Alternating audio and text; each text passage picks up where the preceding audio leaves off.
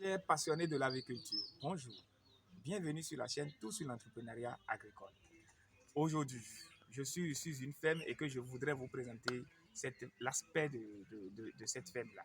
Vous serez surpris de voir certaines choses, des matériels d'élevage locaux utilisés qui sont impressionnants. Alors, voilà l'objectif de cette vidéo que nous voulons faire aujourd'hui. Je vous invite donc à rester jusqu'à la fin de cette vidéo pour voir et apprendre beaucoup de choses de tout ce que je veux vous apprendre.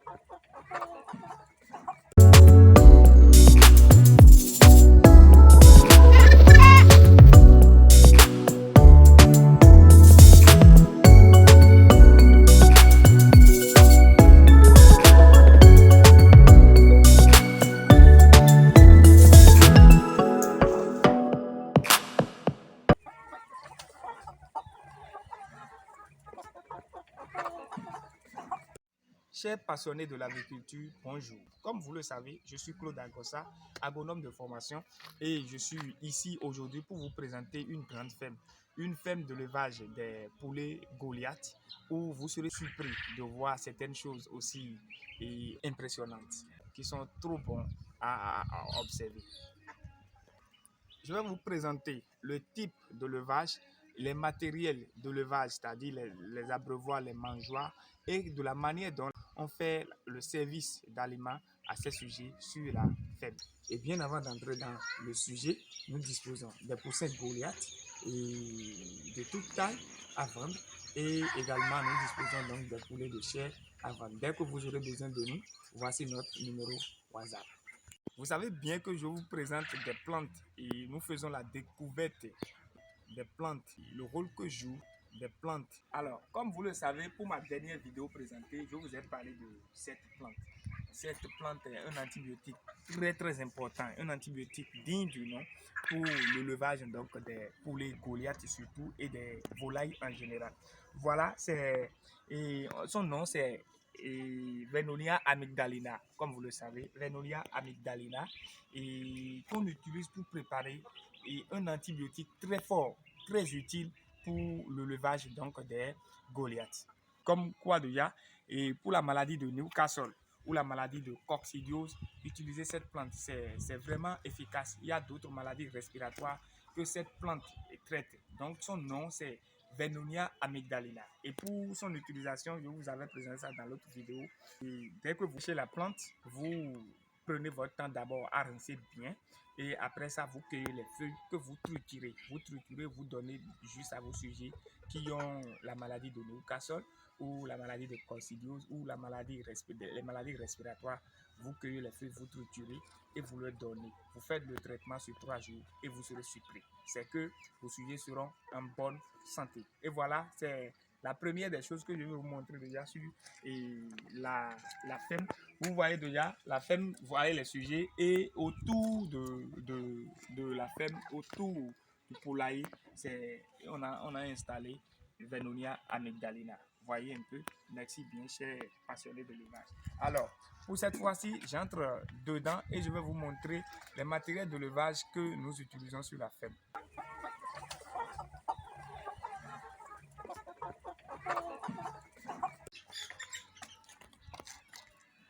Et déjà, vous voyez déjà le poulailler ici. Nous avons fait un poulailler où le pédilive est bien placé. Dans le pédilive, on met le crésil. On met le crésil, c'est le crésil que nous utilisons ici comme désinfectant. Et pour entrer dans le poulailler, vous devez passer vraiment par le pédilive pour quand même éviter que les gènes entrent dans le poulailler.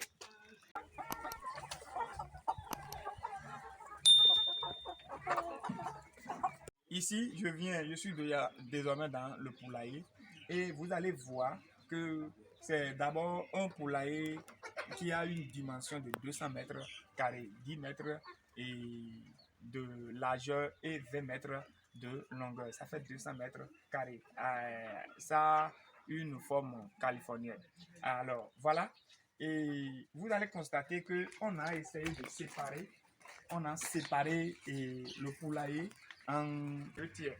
Et parce que les sujets qui sont ici, déjà, avec les 200 mètres carrés, de poulailler, ça peut contenir jusqu'à 1000 sujets, jusqu'à 1000 sujets.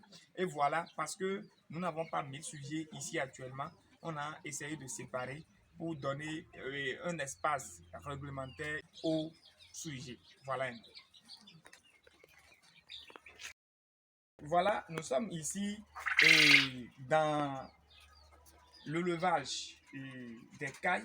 Et vous voyez, nous avons une cinquantaine de cailles ici. Et ces cailles ont commencé par pondre. Ils ont commencé par pondre il y a quelques semaines, je dirais. Donc, et nous obtenons des œufs de cailles ici sur la ferme. Et voilà, je veux vous montrer, vous voyez un peu le matériel d'élevage que nous utilisons pour, comme mangeoire. Vous voyez, c'est un matériel d'élevage local. Et l'abreuvoir, vous voyez également l'abreuvoir. Ici, comme vous voyez, on a installé le grillage, pour ces sujets. Et j'irai même vous montrer ce mangeoire-là. C'est que ici, l'élevage est fait à base des matières disponibles. Des matières disponibles pour la réalisation donc, de grillage. Donc, ceci-là, c'est aux cailles comme mangeoire. Et comme nous constatons que ceci ne les suffit pas, on a essayé également de mettre des mangeoires à l'intérieur donc de grillage. Et voilà. De ce côté, voici un autre grillage. Et dans ce grillage ici, nous avons les poussins. Et surtout, ici, c'est les poussins locaux. C'est les sujets locaux qui sont ici. Donc, c'est les poussins locaux qui ont déjà 3 mois. Et voilà ces sujets, comment ils sont. Voyez nos types de mangeoires. Nous utilisons nos matériels locaux pour réaliser donc ces mangeoires. Voyez un mangeoire que nous avons fait à base donc de bidons d'huile. Vous voyez. Et il y a également un mangeoire à faire ici et l'abreuvoir. Et voilà, ici, c'est les cailletos que nous prenons à partir donc des 50 cailles que je vous avais présentées ici. Donc, nous prenons, ils ont déjà commencé par pondre. Et dans le grillage ici, vous allez voir que nous avons à peine 5 cailletos déjà. Il y a 5 cailletos qui sont dedans avec un poussin Goliath. Donc, du jour au lendemain, vous allez voir que les grillages, il y a encore d'espace vide dans ces grillages et c'est réalisé à coup sûr pour garder donc des sujets, des cailles comme des poussins Goliath. Donc, nous allons au fil du temps remplir ces grillages-là. Merci. Maintenant, je vais vous présenter les sujets Goliath, leur manière d'élevage et comment ils vivent sur la ferme. Je vais vous présenter. Mais avant cela, permettez-moi de vous montrer notre couveuse. C'est une petite couveuse. Ça nous permet pour le moment d'avoir la possibilité de couver les œufs de caille que nous avons pour le moment. Et nos sujets Goliath vont commencer par pondre et dans à peine 2 semaines à 3 semaines, ils vont commencer par pondre. Et voilà, et je vais vous ouvrir. Vous allez voir quelques œufs de Goliath dedans. Donc, c'est les œufs de Goliath achetés. Et ici, les œufs de caille que vous voyez ici, ce sont nos propres œufs et que nous obtenons à partir de nos cailles sur la ferme. Et voilà, les œufs sont dedans. Donc, je pense que ce soir, que les œufs de Goliath, comme les cailles que vous voyez, ont des jours. Nous allons faire le mirage. Nous allons faire le mirage ce soir pour pouvoir quand même voir l'évolution des fœtus au sein donc, de ces œufs. Voilà, donc c'est la couveuse que vous voyez ici, c'est une petite couveuse de à peine 120 places. Donc, c'est une petite couveuse de 120 places. Et voilà, après cela, je vais vous présenter maintenant le poulailler proprement dit des Goliath. J'irai dans la ferme vous montrer les matériels ou j'irai dans le poulailler vous présenter les matériels d'élevage que nous avons dans le poulailler. Merci.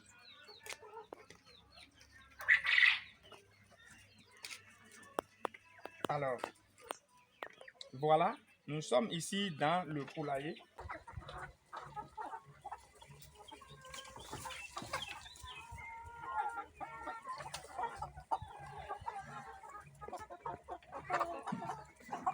Nous sommes ici dans le poulailler et vous allez voir, regardez ces sujets dans le mangeoire que nous avons.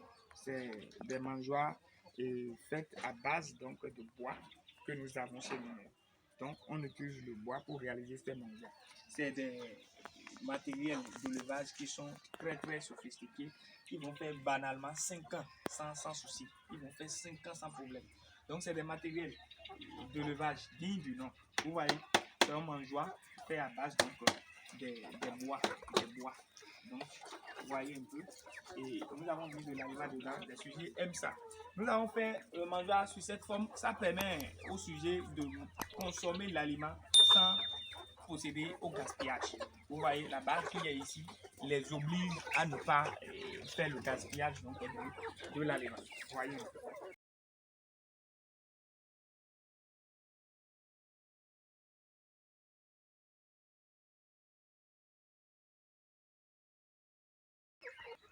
Alors, nous avons 130 sujets dans le poulailler ici. Donc, c'est des Goliaths qui ont actuellement 5 mois d'âge.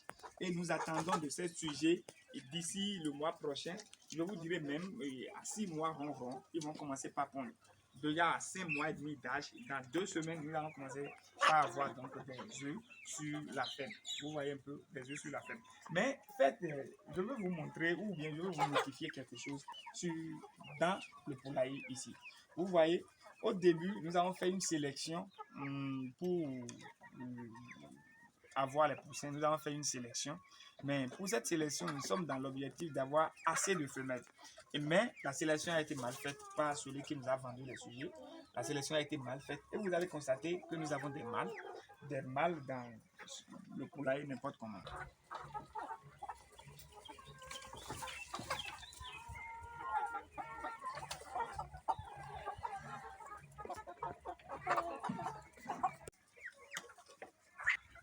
Donc, d'ici la semaine prochaine, nous allons faire une séparation. Nous allons faire sortir ou faire le dispatching des mâles de côté et les femelles de côté. Là, nous aurons une idée exacte du nombre de femelles que nous avons dans le poulailler et du nombre de mâles.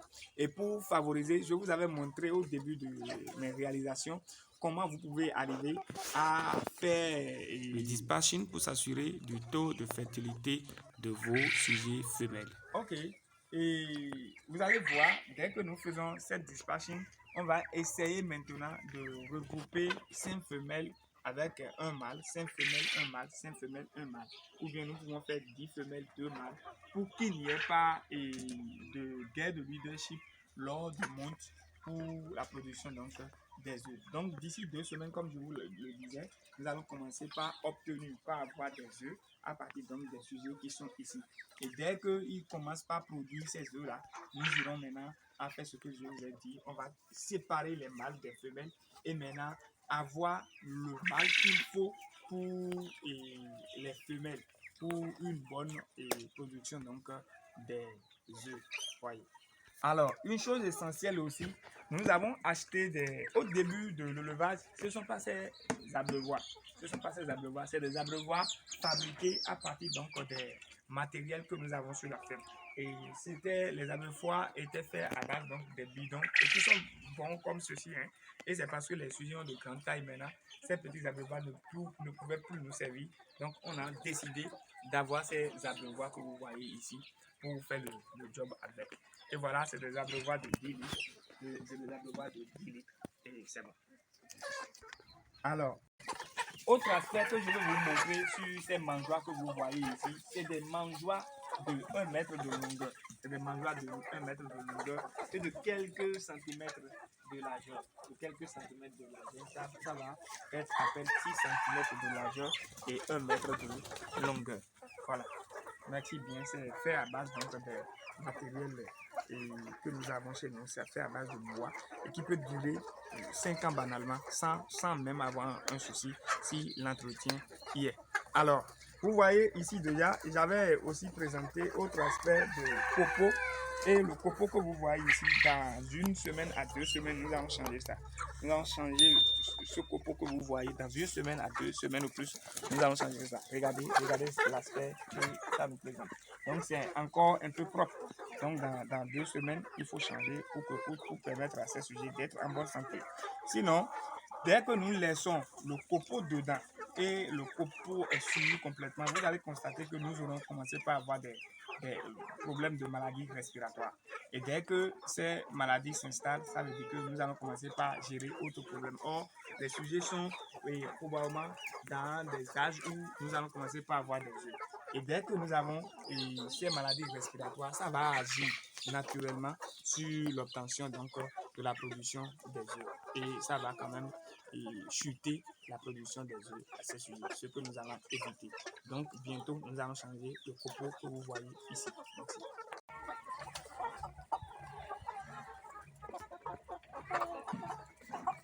Vous allez constater que au niveau de poulailler, il y a l'eau qui est disponible en permanence, puisque c'est des sujets qui boivent vraiment. Dès que vous avez l'eau disponible, vous allez constater que c'est très important. Vous voyez, l'eau, ça coule et nous avons l'eau disponible qui est directement collée au poulailler. Ceci nous facilite de donner l'eau là sans trop de tracas. Donc, je veux juste vous parler de ça. Donc, je vous invite, dès que vous avez vos poulaillers, si vous pouvez mettre l'eau disponible à côté juste de poulailler, ça va vous faciliter la tâche dans le service, puisque les sujets boivent beaucoup. Et après l'abreuvement, ils mangent. Donc, le coût de production est basé surtout dans ce que les animaux vont manger. Donc, l'alimentation est à plus de 70 à 80% des coûts de production avec les matériels d'élevage. Voilà, chers passionnés de l'élevage, je vous ai montré tout ceci dans l'objectif d'améliorer également vos élevages. L'objectif global de l'élevage, c'est à but lucratif.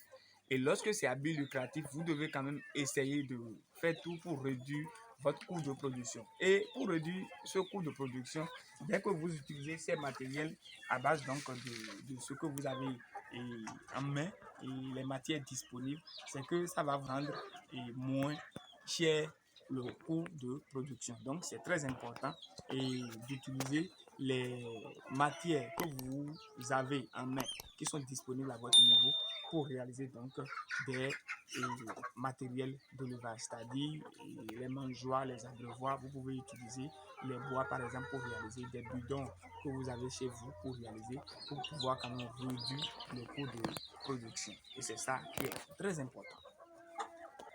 Et déjà, nous voici donc à la fin de la présentation de cette ferme-là et les sujets que nous avons sur la ferme. Et je vous en prie, j'en suis sûr que ça va vous être utile quelque part. Et je vous invite donc à vous abonner à la chaîne et partager la vidéo et prenez également votre temps à commenter si ce n'est juste pour nous encourager. Merci.